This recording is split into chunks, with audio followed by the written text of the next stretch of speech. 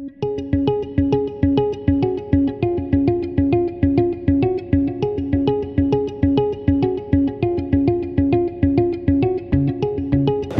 you very much for joining the Council for Tall Buildings and Urban Habitat in New South Wales tonight in this fabulous, fabulous location, and thank you very much to Hassell for hosting us this evening. Tonight we're here to discuss the design thinking around the design competition for the Greenland Centre at 115 Bathurst Street, one of the most exciting residential projects that Sydney has seen in quite a while. It's important to recognise that tonight is around the design competition itself. And in saying that, it's equally important to give thanks to the currently involved parties in the project as it develops, Greenland, the developers, for their permission to present these designs tonight, Woods Bagot, Arup, WSP, RLB, and of course the City of Sydney. It is also important to thank our sponsors briefly. We do try and make these things more than about just the sponsors, but very briefly, thank you very much to Hassell, to Media One, to the New Press Group, Pollen Wines, and please do enjoy Pollen Wines tonight, Kone, and WSP. The CTBUH in New South Wales is relatively new. This is our second event, but if I can just acknowledge the committee members quickly. Ken, our chair, Drew, Philip Vivian, if he has arrived. Is Philip? No, Philip's not here yet. And Stephen Giblett from AECOM, who is absent this evening. And Richard Palmer from and yours truly. It now gives me a great deal of pleasure to introduce our host for this evening, Mr. Ken Maher. Ken is a fellow of Hassell. He's one of Sydney's extraordinary architects and just an incredible thinker in design and sustainability and urbanism.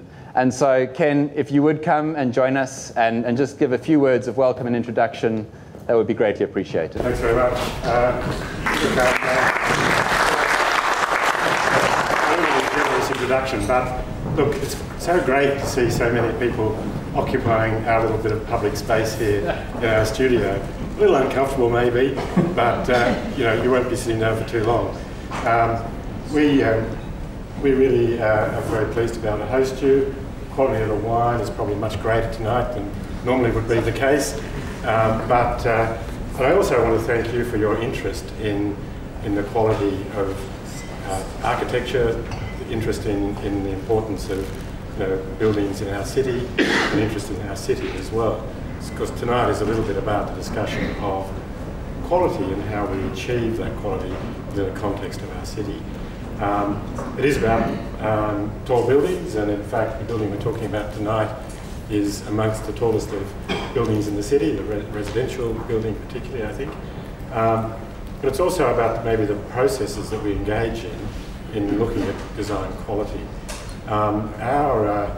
Our city is probably quite advanced in respect to many others in having a very active design quality program.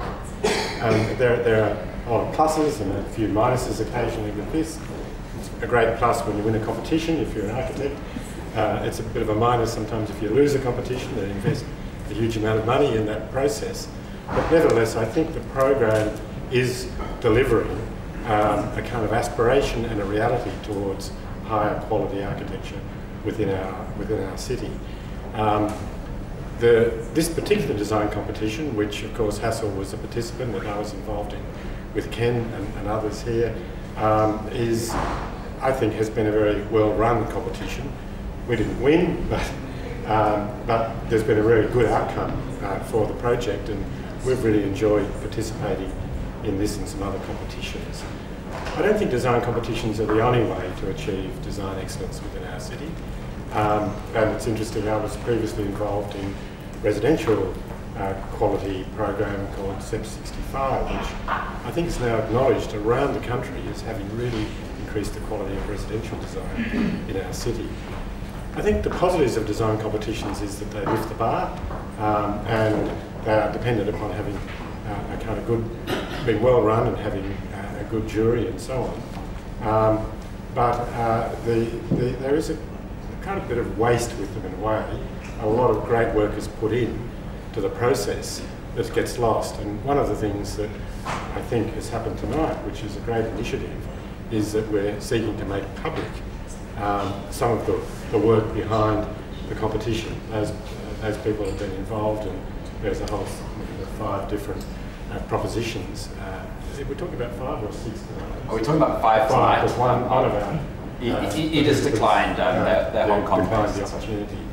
But I think it's great that all those participants have put forward their interest in going on show here, if you like, lifting the curtain a little bit on the thinking. And I think really the benefit of the competitions is about the diversity of interest, the diversity of approaches, and the richness of the design culture that sits behind.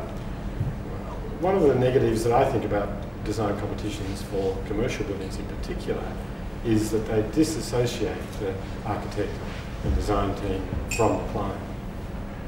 And then they lock in an outcome, possibly, that doesn't have the benefit of that dialogue and that greater opportunity. But nevertheless, they have quite a lot of positives. And if they're well run, if they have a very good jury, and in this case, I think for this competition that was the case in both instances, then there will be an outcome that will be very beneficial to the city, and the city is very involved in it as well. So that's probably enough from me. I just want to hope that you feel very warmly welcomed into our studio here. We're very proud of it. We love working here, and we love the idea that we can actually have an open engagement with the industry and the professions in our space here. So thank you very much for coming.